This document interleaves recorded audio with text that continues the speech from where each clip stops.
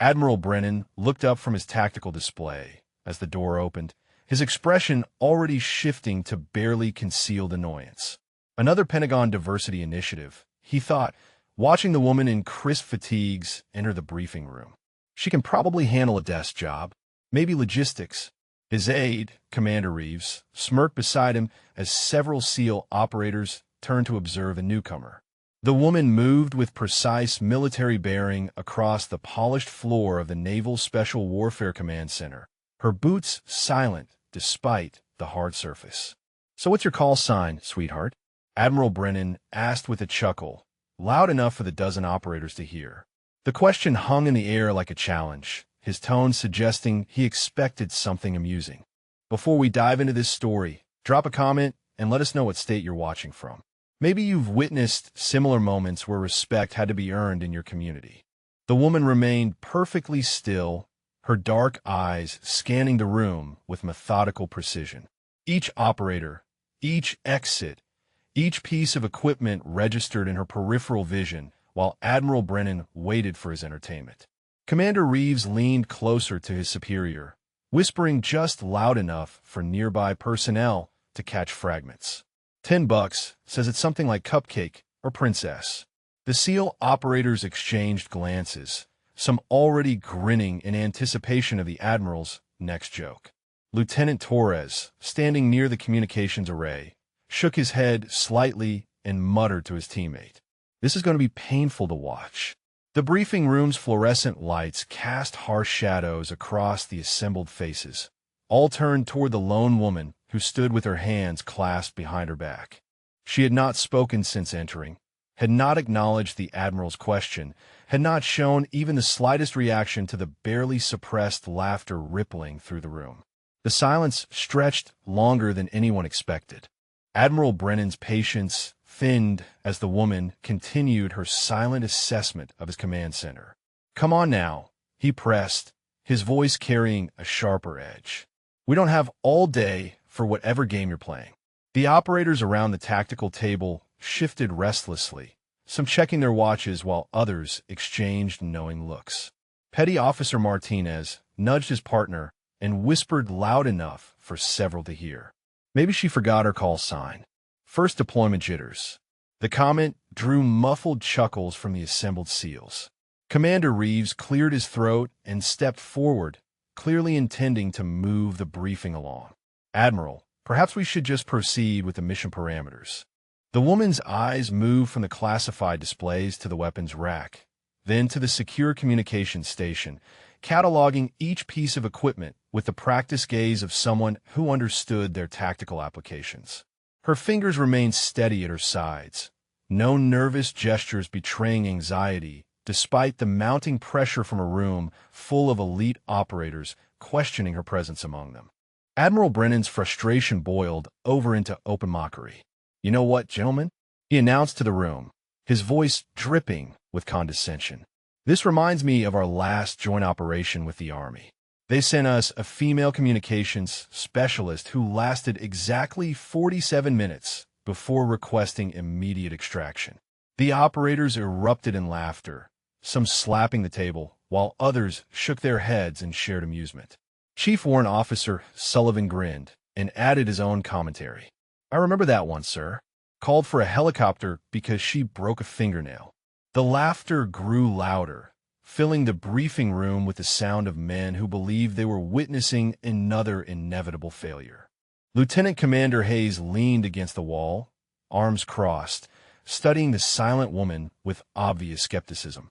"She hasn't even answered a simple question about her call sign," he observed loudly. "How's she supposed to handle classified operations?" The woman's expression remained unchanged throughout the verbal assault, her breathing steady and controlled despite the escalating hostility surrounding her. The woman finally moved, a single step forward that somehow commanded attention from every operator in the room. Her eyes settled on the mission planning board where satellite imagery displayed a compound in hostile territory. Without being asked, she identified 3 potential insertion points, 2 emergency extraction routes, and a structural weakness in the target building's eastern wall that had escaped notice during initial planning. The room fell quiet as she spoke these observations in a calm, measured voice that carried the weight of extensive field experience. Sergeant First Class Nakamura, standing near the intelligence displays, stopped mid-laugh and studied her more carefully. Master Chief Petty Officer Robinson lowered his coffee mug, suddenly paying attention to her tactical assessment rather than her gender. Her posture remained perfectly erect, hands still clasped behind her back, but there was something in the way she analyzed the operational parameters that suggested countless hours spent in similar planning sessions.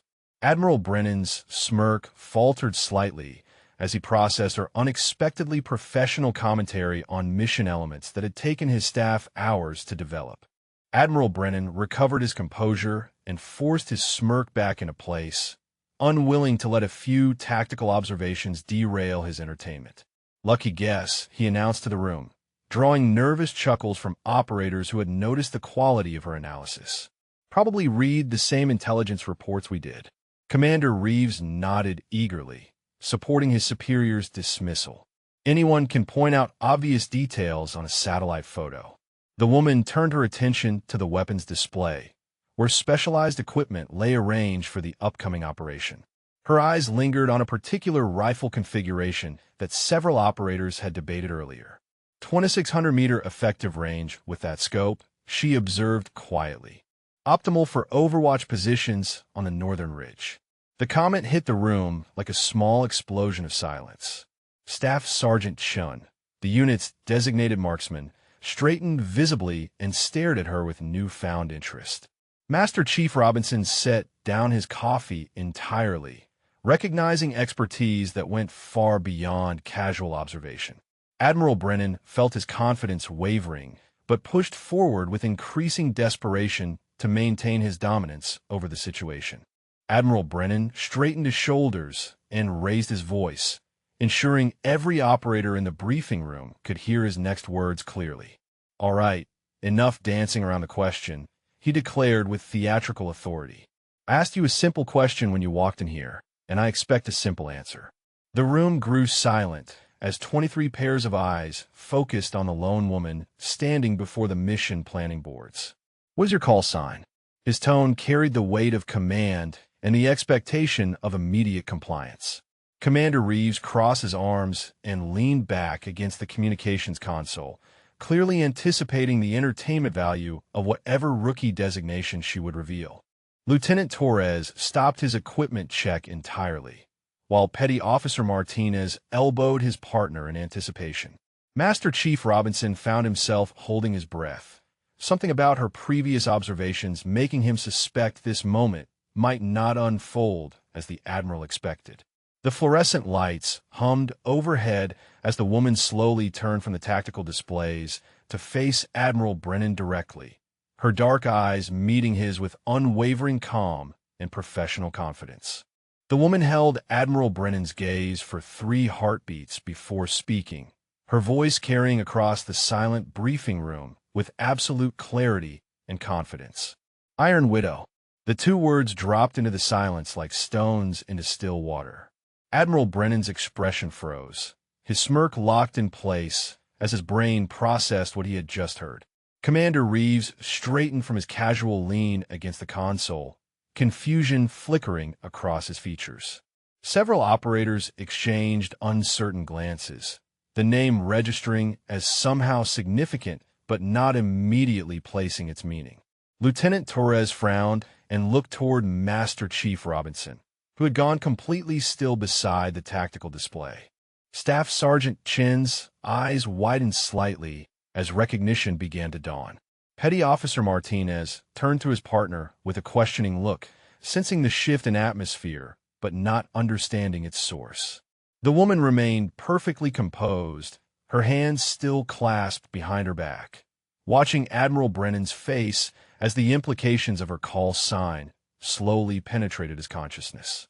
The fluorescent lights continued their steady hum while 23 elite operators began to realize they might have gravely misjudged the situation.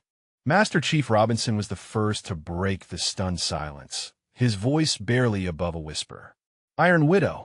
Oh my God!" His words carried across the briefing room like a shockwave, and suddenly every operator who had served long enough began connecting the dots. Staff Sergeant Chun stepped backward involuntarily, his face draining of color as memories of classified briefings flooded back. Lieutenant Commander Hayes pushed himself off the wall, his casual skepticism replaced by growing alarm. Petty Officer Martinez grabbed his partner's arm and hissed urgently. "That's her. The one from Kandahar. And Somalia. And that thing in Syria we're not supposed to talk about." Whispered conversations erupted throughout the room as operators shared fragments of legendary stories they had heard in classified settings. Sergeant First Class Nakamura stared openly, no longer bothering to hide his recognition. Commander Reeves felt his throat go dry as he realized the magnitude of Admiral Brennan's mistake. The woman stood motionless in the center of the chaos, watching 23 elite warriors transform from mockers into believers as her reputation preceded her through their collective memory. Admiral Brennan's face underwent a series of rapid transformations as fragments of classified reports surfaced in his memory. The Mogadishu extraction, where 17 hostiles were eliminated by a single sniper. The Syrian compound raid, where an entire terrorist cell vanished overnight. The Kandahar operation that officially never happened, but left enemy forces too terrified to operate in 3 provinces. His hands began to tremble as he realized he had been mocking a legend, someone whose kill count and operational success rate were spoken of in whispers among the highest levels of military command. Commander Reeves stepped closer to his superior, recognizing the signs of shock setting in. "Sir, are you all right?" The Admiral's breathing became shallow and rapid as the full weight of his humiliation crashed over him. This was the operator that other operators told stories about, the one whose very presence could shift the outcome of impossible missions. Staff Sergeant Chun whispered to Lieutenant Torres, "She's got more confirmed kills than our entire unit combined." The woman remained perfectly still, her dark eyes fixed on Admiral Brennan as his world view crumbled around the reality of who she truly was. Admiral Brennan's legs buckled without warning. The blood drained from his face as the crushing realization of his catastrophic error overwhelmed his nervous system. Commander Reeves lunged forward, catching his superior under the arms as the Admiral collapsed toward the polished floor. "Sir, medical. We need medical in here now." His desperate shout echoed through the briefing room as 23 elite operators watched their commanding officer crumble before the woman he had spent 15 minutes humiliating. Staff Sergeant Chun rushed to assist, helping support the Admiral's dead weight while his eyes rolled back slightly. Master Chief Robinson grabbed the emergency phone, his voice urgent as he called for the base medical team. Lieutenant Torres cleared a path through the stunned operators, all of whom stood frozen in shock at witnessing their leader's complete physical and psychological breakdown. The woman took a single step forward, her expression shifting from professional detachment to mild concern as she observed the man who had mocked her now requiring immediate medical attention. Petty Officer Martinez stared in disbelief, whispering to his partner. She didn't even touch him. He just collapsed from realizing who she is. The base medical team arrived within minutes, stabilizing Admiral Brennan and confirming he had suffered a shock-induced vasovagal response. As they wheeled him out on a stretcher, his eyes found the woman one final time, filled with profound regret and newfound respect. Commander Reeves approached her with visible humility, his earlier smirk replaced by genuine deference. "Ma'am, I apologize for our behavior. We had no idea who you were." The woman nodded once, accepting his words without malice. Master Chief Robinson stepped forward next, extending his hand in a gesture of respect he should have offered from the beginning. "It would be an honor to serve alongside you, Iron Widow." The remaining operators formed a respectful semicircle, their mockery transformed into awe as they finally grasped the magnitude of her achievements. Staff Sergeant Chun cleared his throat and spoke for the group. "We're ready to receive your mission briefing whenever you're prepared to begin." The woman surveyed the faces around her, noting the complete transformation from dismissal to reverence. If this story moved you, drop a comment about what resonated most with you, or share if you've witnessed similar moments where respect had to be earned through action.